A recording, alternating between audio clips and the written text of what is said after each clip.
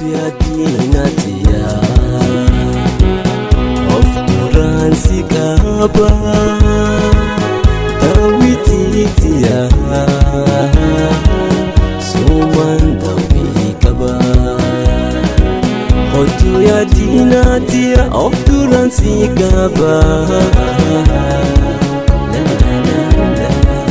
tawitiya suman tawikaba baritu ganamo waritu galgalo naturamu ata yada olen kulo